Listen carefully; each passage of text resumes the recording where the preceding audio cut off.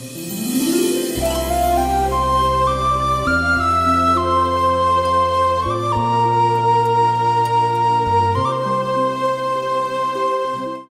जय यीशु।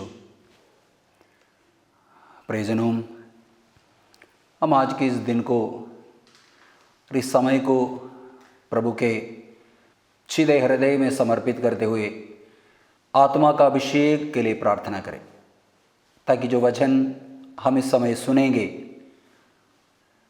वचन के द्वारा हमारा नवीनीकरण हो जाए। वचन का अभिषेक हम पर उतरने के लिए प्रभु से प्रार्थना करें। प्यारी माँ, स्वर्ग के सभी संतों, स्वर्गदूतों, हमारे लिए प्रार्थना कीजिए। प्रियजनों, मूल पापों में एक पाप है आलस्य। बहुतों के जीवन में एक समय काफ़ी अभिषेक में थे, लेकिन आलस्य एक व्यक्ति को किस प्रकार उनका पूरा अभिषेक समाप्त करता है। अभिषेक में बने रहने वाले कोई भी व्यक्ति के जीवन में देखिए, आलस्य किसी भी व्यक्ति में जैसे प्रवेश करता है, एक प्रकार का जाल है, एक प्रकार का तंत्र है। यदि उसमें फंस जाता है, उनका पूरा अभिषेक खत्म हो जाता है। इसलिए हम आज के इस दिन मनन करें, प्रार्थना करें। हम वचन में पढ़ते हैं, प्रवक्ता ग्रंथ अध्याय 33 के पद संख्या 29 में, आलस्य अनेक बुराइयों की जड़ है। प्रभु का वचन कहता है कि आलस्य अनेक बुराइयों की जड़ है। जॉन मरिया वियानी सभी पुरोहितों के स्वर्गीय मध्यस्थ हैं। वो इस प्रकार सिखाते हैं, बताते हैं, आलस्य एक कदम और आगे बढ़कर वो इस प्रकार सिखाते हैं कि आलस्य सभी पापों की माँ है, सभी बुराइयों की जननी है, सभी बुराइयों की माँ। हमारे विंसेंट समाज के स्वर्गीय मध्यस्थ सेंट विंसेंट डी पॉल आलस्य के बारे में बताते हैं, जब घंटी बजने का आवाज़ जैसे सुनती है, ऐसे उठ के भागना मानो बिस्तर पर आग लगी है। यानी सभी संतों ने हमसे ये आग्रह करते हैं कि हमें हमेशा उत्साही बनना। आलस्य का जीवन जिएंगे, हर प्रकार के पाप धीरे धीरे धीरे धीरे उस व्यक्ति में क्रियाशील होना शुरू करेंगे। हम बाइबल में इस प्रकार पढ़ते हैं कि जब प्रभु राजा दाऊद को जब चुना, राजा दाऊद के बारे में प्रभु का कहना है कि मेरे हृदय के अनुरूप, प्रभु के हृदय के अनुरूप था। जैसे के पुत्र दाऊद प्रभु के उतने प्यारे थे। कितना महान कार्य प्रभु उनके द्वारा करता है, लेकिन उनके जीवन में पतन की शुरुआत ये आलस्य की इस बुराई के द्वारा ही हुआ। हम सामुएल का दूसरा पुस्तक अध्याय 11 में पद संज्ञा उसकी शुरुआत से हम इस प्रकार पढ़ते हैं, एक समय कितना अभिषेक था, उनके हाथों द्वारा इजरायलियों को कितना बड़ा जीत मिलता था, लेकिन उनका पतन की शुरुआत भी ऐसा हुआ जब वह एक कुछ पल के लिए आलस्य का जीवन जिया। हम पढ़ते हैं, बसंत के समय जब राजा लोग युद्ध के लिए प्रस्थान किया करते थे, दाऊद ने अपने अंगरक्षकों और समस्त इस्राएली सेना के साथ योबाब को भेजा। उन्होंने अमनियों को तलवार के घाट उतारा और रब्बा नामक नगर को घेर लिया। दाऊद यरूशलेम में रह गया। अगला वचन पद संख्या 2 काफी सुंदर सा वचन है। दाऊद संध्या समय अपनी शैया से उठकर महल की छत पर टहल ही रहा था कि उसने छत पर एक स्त्री को स्नान करते हुए देखा। प्रियजनों, आलस्य का जीवन जिएंगे धीरे धीरे धीरे उस व्यक्ति में वासना चढ़ेगा। फिर एक के बाद एक बुराइयां उसमें बस बढ़ने लगेंगे। कितना अभिषेक था राजा दाऊद का, कितना प्रभावशाली था, कितना शक्तिशाली था, कितने महान महान योद्धाओं का उन्होंने खत्म किया, तलवार के घाट उतार दिया। लेकिन जब आलस्य उन पर घुसा, आलस्य का वह शिकार हुए, तब उनका पतन भी वहां से शुरू हुआ। संध्या समय अपनी शैया से उठकर वह टहल रहे थे। संध्या समय सभी लोग वैसे विनती उपवास करता है, प्रार्थना करता है, लेकिन वहां राजा दाऊद शाम के समय वह बिस्तर से उठा, तब तक वह सोता रहा। युद्ध के लिए जाना था, नहीं गया। थोड़ी सी आलस्य उन पर आया, कैसे कैसे उनके जीवन में बुराइयां आने लगे। उसके बाद उसके जीवन को देखिए कितना बड़ा पतन होता है। बेतशबा के साथ उन्होंने पाप किया और उसके बाद उनके पति को, उरिया को बुला लाया। वो गैर इजरायली था, लेकिन वो विश्वस्त निकलता है। उन्हें बुला भेजा, वो आया, उन्हें खूब नशा पिलाता है, 5वीं आज्ञा का उल्लंघन करता है, शरीर को बर्बाद करता है, नशा पीता है। नशा पिलाया, नशा पिलाने के बाद उन्हें उनके घर भेजते, लेकिन वो नहीं गया। अगला दिन फिर खूब पिलाता है, फिर उनको अपने घर भेजते हैं, लेकिन वो नहीं गया। अगला दिन उनके हाथ में चिट्ठी लेकर भेजता है, युद्ध क्षेत्र में वापस भेजता है, जहां घोर युद्ध होंगे, उरिया को सबसे आगे खड़ा करना ताकि उनका वध किया जाए। और वह मारा गया। उरिया जब मारा गया, उनकी पत्नी को वह अपना पत्नी बनाता है। पाप पर पाप, पाप पर पाप करते जाता है। आलस्य अनेक बुराइयों की जड़ है। प्रभु यीशु मत्ती के सुसमाचार अध्याय 13 पद संख्या 24 से 30 तक वचनों में एक सुंदर से एक दृष्टांत सुनाते हैं, जंगली बीज का दृष्टांत। वहां प्रभु कहता है, किसी ने खेत तैयार किया, अच्छा बीज बोया। अच्छा बीज बोने के बाद जब वे सो रहे थे, अच्छा बीज बोया, एकदम सुंदर सा बीज बोया, और उसके बाद जाकर सो गए। जब सब लोग सो रहे थे, बाइबल में हम इस प्रकार पढ़ते हैं, बैरी आया। बैरी आया और अच्छे बीज के बीच में जंगली बीज बोकर चला गया। किसी को पता ही नहीं चला। अंगूर फूटा, बालें लगी, तब जंगली बीज भी दिखाई दिया। सबके जीवन में इसी प्रकार है। जब एक प्रकार का आराम का जीवन जब जिएंगे, एकदम आराम का जीवन जब जिएंगे, हमारे अंदर धीरे धीरे धीरे बुराइयां बढ़ने लगेंगी। हमारा धीरे धीरे हमारा अभिषेक खत्म होते जाएगा, खत्म होते जाएगा, और हम कभी ऐसे हाल में पहुंचेंगे कि किसी काम का नहीं रह जाएगा। इसलिए प्रभु बार बार चाहते हैं कि उत्साही बनो। हमें हमेशा जागते रहना है, उत्साही बनना चाहिए। निरंतर उत्साही बनने के लिए प्रभु प्रत्येक से चाहते हैं। प्रभु ने अपने शिष्यों से कहा, गेत्सेमन वाटिका में प्रार्थना करने के लिए जब गया, अपने शिष्यों से कहा, प्रभु के कोर ग्रुप के योहन, पेतरुस और याकूब से प्रभु ने कहा, जागते रहो। मार्कुस सुसमाचार अध्याय 14 पद संख्या 38 में प्रभु ने कहा, जागते रहो, प्रार्थना करते रहो, जिससे तुम परीक्षा में ना पड़े। आत्मा तो तत्पर है, परंतु शरीर दुर्बल है। जागते रहने के लिए प्रभु ने कहा, लेकिन वे जाग नहीं सके, उत्साही रह नहीं सके। जागने में वे असमर्थ हुए। नतीजा हम जानते हैं कि कितनी बुरी तरह पेतरुस प्रलोभन में पड़ जाते हैं। इसलिए प्रियजनों, प्रभु हमसे चाहते हैं कि हम उत्साही बने। प्रभु के जीवन को देखिए। हम योहन के सुसमाचार अध्याय 5 पद संख्या 17 में इस प्रकार पढ़ते हैं, प्रभु यीशु कहता है, मेरे पिता अब तक काम कर रहा है, मैं भी काम करता हूं। मेरे पिता निरंतर काम करता रहता, मैं भी काम करता रहता हूं।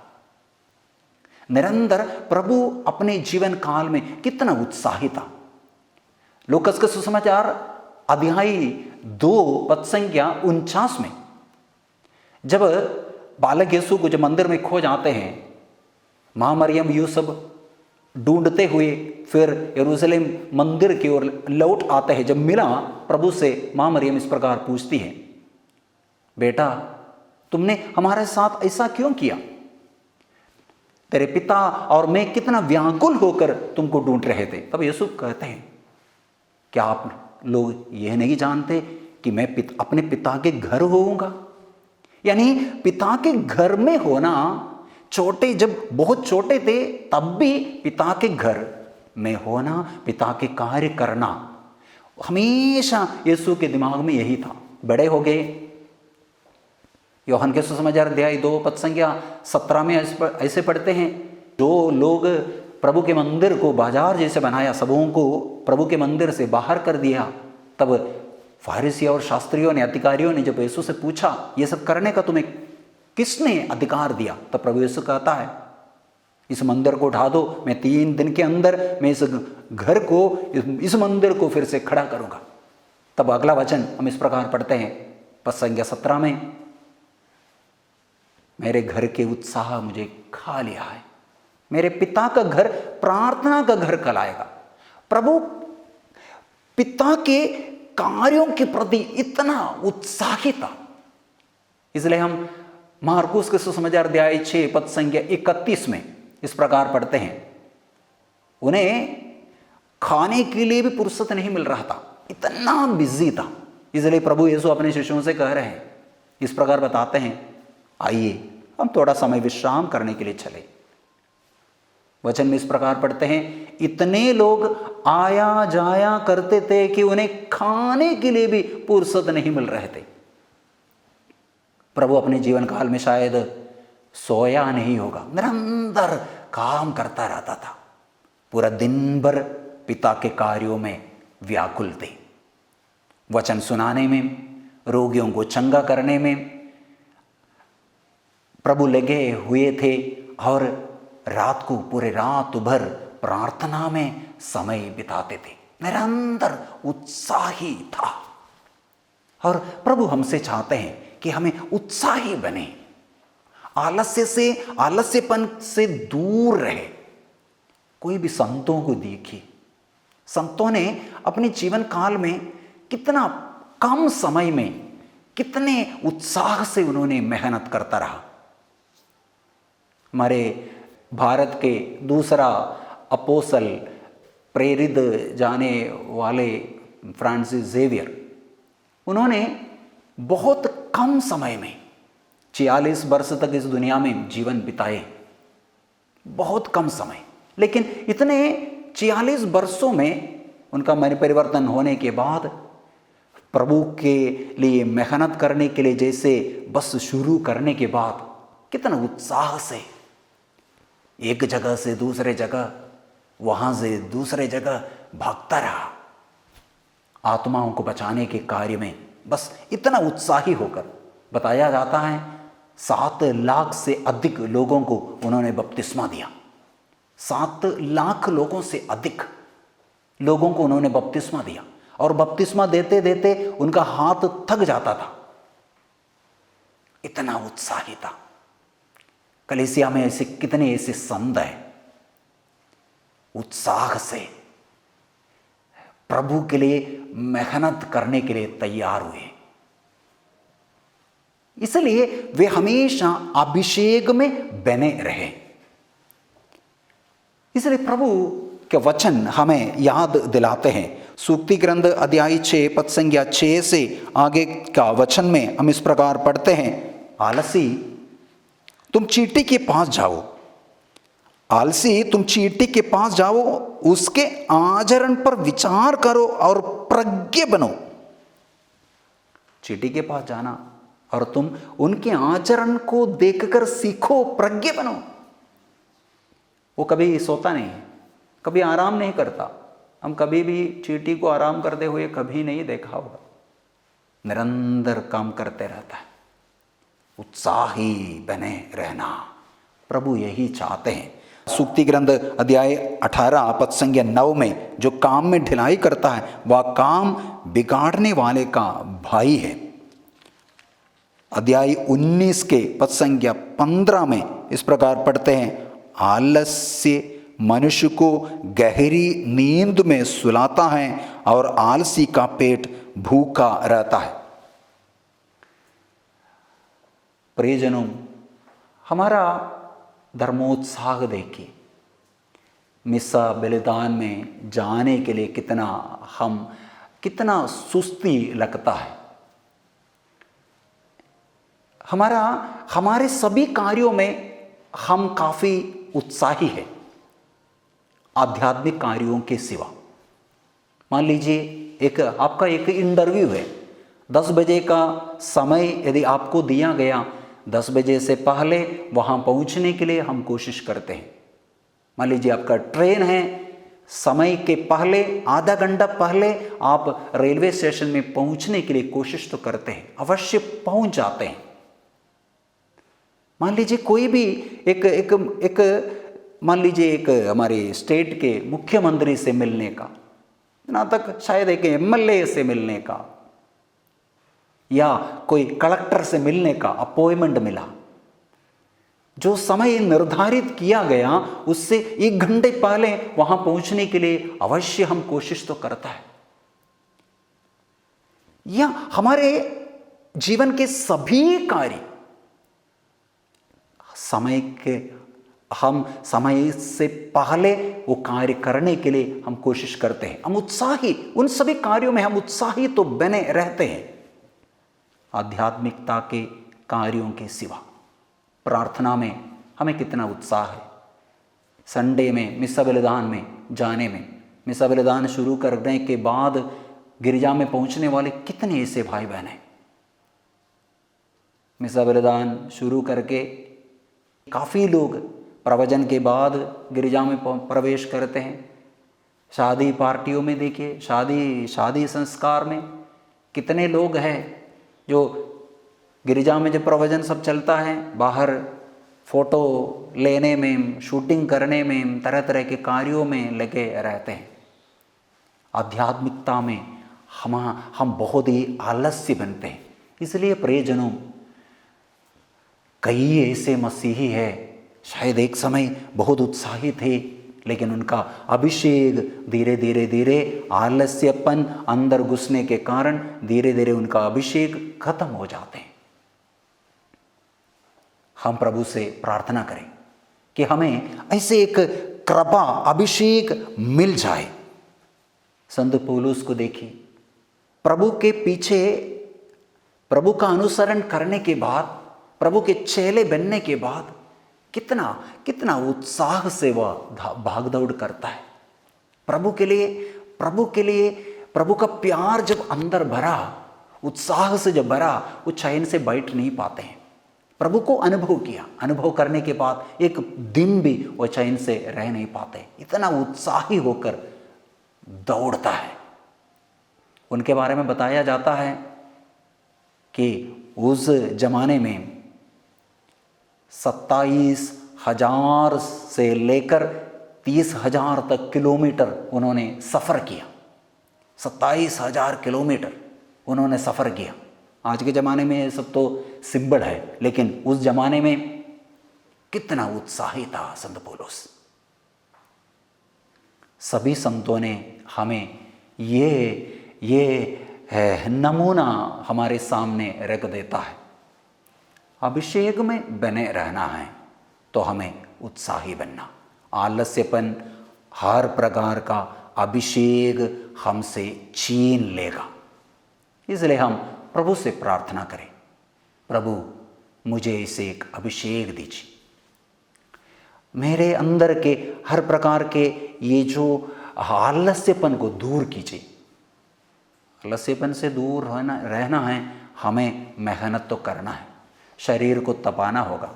शारीरिक मनुष्य अवश्य पेट भर के खाना खाने के बाद आराम करने का शरीर तो मांगेगा, शरीर को सुख मिलने के कार्य की ही शरीर खोज करता है। और शरीर कभी भी, जैसे उपदेशक ग्रंथ 1:8 में कहता है, ये आंख कभी तृप्त नहीं होती, कान कभी सुनने से नहीं भरता, शरीर कभी तृप्त नहीं होगा। शरीर बार बार मांगते रहेंगे, कितना भी आराम दे कभी भी शरीर तृप्त नहीं होगा, कितना भी भोजन दे शरीर कभी तृप्त नहीं होगा। शरीर ऐसा है। लेकिन हम शारीरिक मनुष्य नहीं हैं, हम आध्यात्मिक मनुष्य हैं। आध्यात्मिक मनुष्य बने रहना है, आध्यात्मिकता में आगे बढ़ना है तो हमें उत्साही बनना होगा, आलस्यपन से दूर भागना होगा, इस शत्रु को हमें पराजित करना होगा। उसके लिए हम विशेष रूप से संतों की मध्यस्थता मांगे, संतों से सीखें, संतों की जीवनी पढ़े और प्रभु के जीवन को देखकर सीखने के लिए परिश्रम करें। तब हमारा भी अभिषेक दिनों दिन बढ़ते जाएंगे, आध्यात्मिकता में हम निरंतर बढ़ते जाएंगे। हमारी यही प्रार्थना रहे। प्रभु का आशीर्वाद आप सबों के साथ हमेशा बने रहे।